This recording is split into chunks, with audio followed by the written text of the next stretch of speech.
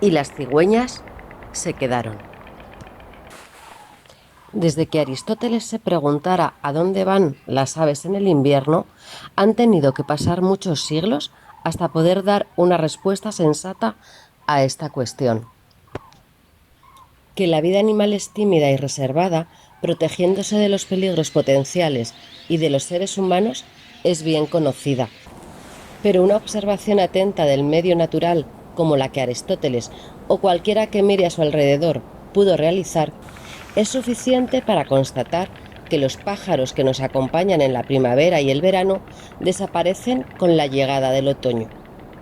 ¿A dónde van? Aristóteles propuso alguna hipótesis. La primera, más simple y sensata, es que migran a zonas cálidas. Sin embargo, esta respuesta quizá no fuera tan sólida como sabemos ahora. En el fondo, ¿cómo atribuir viajes de miles de kilómetros a unas pequeñas y frágiles aves? ¿Cómo entender que se orienten en el espacio y no pierdan el rumbo ante el viento o una meteorología adversa?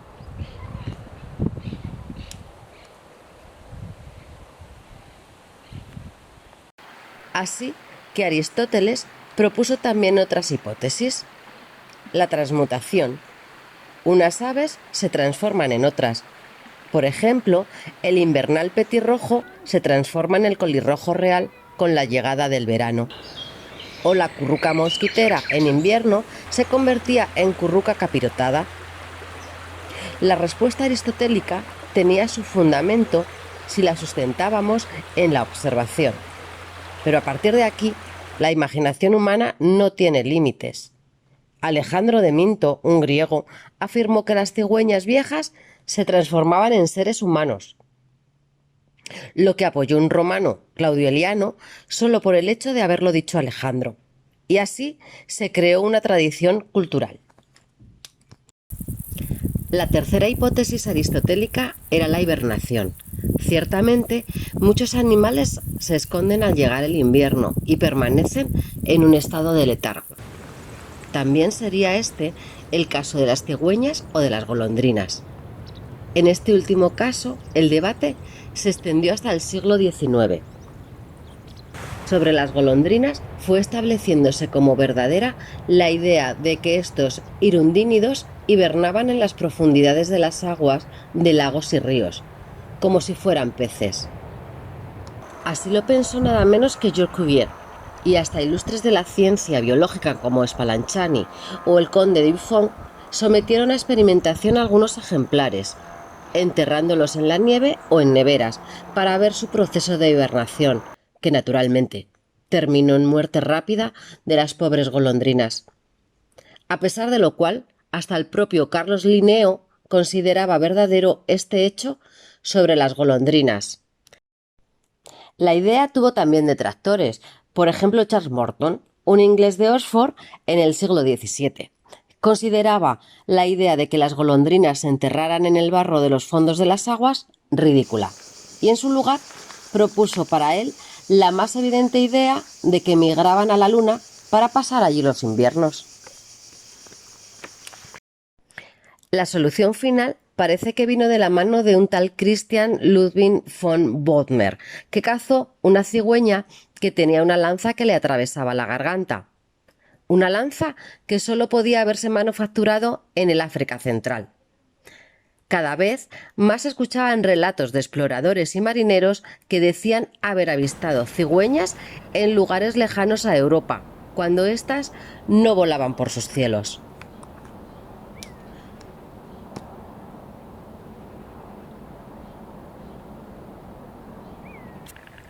Para demostrar definitivamente esta hipótesis, la de la migración de las aves, los científicos tuvieron la idea de marcarlas y rastrear a estas aves marcadas, y de aquí procede la práctica humana de anillarlas para ampliar nuestro conocimiento sobre las aves. Fue un alemán, Johannes Thienemann, el que comenzó a anillar, sobre todo a cigüeñas blancas. Evidentemente, el anillamiento en sí no serviría de nada si no había un seguimiento. Thienemann lo sabía y poco a poco consiguió establecer una red de observación que le permitió ir obteniendo noticias de sus cigüeñas anidadas. A comienzos del siglo XX, Thienemann recibió noticia de al menos 48 anillas recuperadas, lo que le permitió elaborar un mapa de los viajes de las cigüeñas a lo largo del Nilo hasta el extremo meridional de África. Patrick Leigh Fermor, un viajero inglés que en los años 30 del siglo XX inició un viaje a pie desde su Inglaterra natal hasta el monte Athos en Grecia, y que relató en 3 maravillosas crónicas, nos relata un encuentro con un grupo de cigüeñas que atravesaban los Balcanes en Bulgaria rumbo al sur. Una mancha difusa ensombrecía el cielo por encima de una muesca del perfil de la montaña. Una mancha extensa cuyo centro parecía hecho de materia compacta. Estaba más difuminada en la franja exterior, compuesta por infinidad de puntitos en movimiento, algo así como si el viento soplase encima de un gigantesco montón de polvo o de hollín o de plumas, justo lo suficientemente lejano como para no distinguirlo con precisión. Una vez superado el lomo de la montaña, esta masa en movimiento, renovada de manera continua desde detrás del perfil montañoso, descendió por nuestro lado de la cordillera y, descomponiendo la figura inicial, empezó a expandirse y a parecerse más a un montón de plumas que a un montón de polvo o de hollín. Se tornó predominantemente blanca. La vanguardia fue expandiéndose a medida que iba descendiendo e iba haciéndose más grande, y se mecía y fluctuaba, volando justo en dirección al tramo de ladera en el que estábamos nosotros observándola embelesados. Era una lenta horda aerotransportada, enorme e impresionante, compuesta por miríadas de aves cuyas capitanas empezaban ahora a diferenciarse, deslizándose en nuestra dirección con unas alas prácticamente inmóviles, y al volverse al fin identificables, al recortarse de nuevo sobre el fondo del cielo. Cigüeñas. Una vez pasada la nube de cigüeñas que ensombrecieron el cielo, se pregunta. Me pregunté de dónde vendrían. A juzgar por la dirección que llevaban, debían de volar desde Transilvania y Hungría, o tal vez desde Polonia. En el verano anidan hasta en el Báltico. Las cigüeñas de Europa del Este, de Rusia Occidental y de Ucrania suelen congregarse más al norte y al este de la línea que éstas habían ido siguiendo. La Dobrucha es su punto de encuentro. A continuación, siguen el litoral del Mar Negro hasta Constantinopla, cruzan el Bósforo y bajan por la costa de Levante hasta Egipto, sin perder nunca de vista la tierra. A diferencia de las grullas, que no se amedrentan ante el mar abierto y vuelan por encima del archipiélago griego y Creta, y continúan por la vacía extensión del mar de Libia hasta que alcanzan el desierto.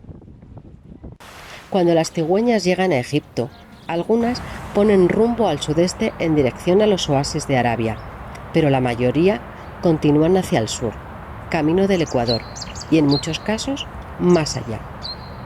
Una minoría se abre hacia el oeste y llega hasta el lago Chad y el Camerún británico. Algunas han sido halladas en su regreso a Europa con puntas de flechas clavadas que pertenecen a un tipo solo fabricado por las tribus de estas regiones. Aquí deben de encontrarse con la rama familiar de Europa occidental que se expande hacia el este, desde Alsacia y Lorena, España y Portugal, la cual cruza África en Gibraltar y vuela rumbo al sur atravesando Marruecos y el Sáhara.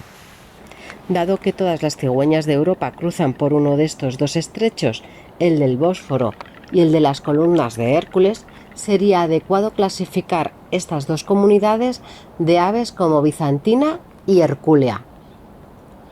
En 2015, Andrea Flack, del Instituto de Ornitología Max Planck de Alemania, anilló y colocó dispositivos GPS a unas 60 crías de cigüeñas y se dispuso a seguirlas cada día con su automóvil. Al llegar a España, comprobó que muchos ejemplares se instalaban cerca de los grandes vertederos que rodean las principales ciudades españolas. Allí permanecen durante el invierno y muchas no volvían al norte de Europa en el verano. Habían fijado su residencia en España y aquí están.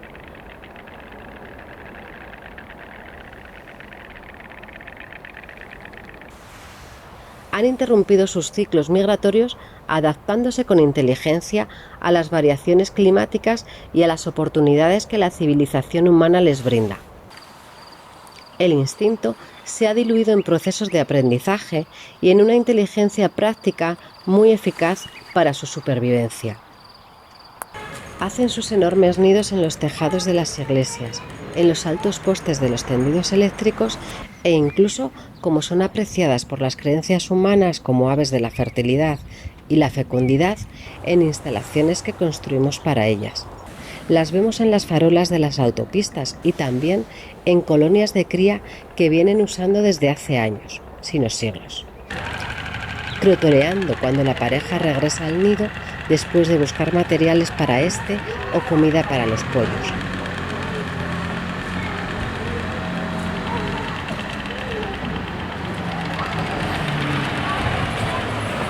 Lanzándose al vuelo con sus corpulentos cuerpos, planeando en los cielos en bandadas o buscando comida en los ríos, praderas inundadas o los vertederos.